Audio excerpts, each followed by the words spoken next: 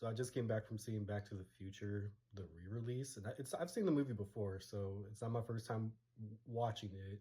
If you've never seen it though, you can go to the movies just for this upcoming weekend, and also I believe just the entire week. So from October 30th to November, what is it, 6th? Now I've always known about that one line that Marty says to George, and George says again at the end of the movie. Spoilers, by the way, that if you put your mind to it, you can accomplish anything. Now, this is something that, I heard, like I said, when I was a kid, and I'm going to be a little transparent. It didn't really register for me, or I guess as Justin Bieber said, It's not clocking to you.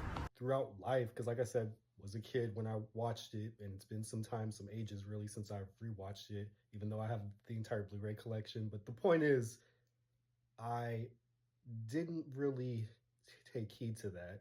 It actually took a minute for me to really believe that. For some people out there, that might be the same thing. You know what I mean? Everybody's timeline with life is different. And I think we have to remember that success isn't lateral.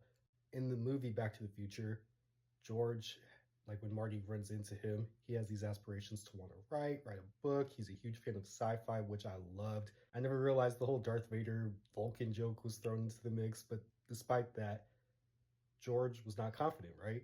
He was not confident in his writing, showing off his writing. He was afraid that people would judge him and make him feel off about it, and then he would just not want to do it anymore. Early on in the movie, Marty kind of has the same rationale when it comes to him wanting to do music. When Jennifer's like, oh, you should do it, he's like, oh, no, what are people going to say?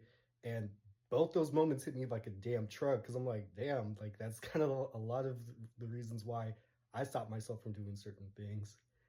And really, I mean, granted, I ain't got to punch a bully to finally realize that. But when it comes to George punching Biff and then finally getting Jennifer and Marty talking to them about kids and everything, which made me hella emotional for some reason, but it was like tears of joy kind of thing. The thing about it is, these were all moments of confidence for George. And while I'm not trying to sound like Tony Robbins or anything, I love that a movie can give you a message without, like, hitting you over the head with it. But more in particular, in my case, rewatching the movie from when you were a kid and being intrigued by one thing, which for me was the time travel.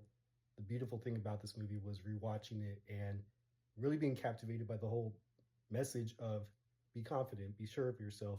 Who cares if somebody's not going to like something that you just now started putting out? The real takeaway is that you did it anyway. And I can say for myself that I'm on my way. I'm closer to it, that is, to the path of George putting out his novel and telling Marty, if you put your mind to it, you can accomplish anything.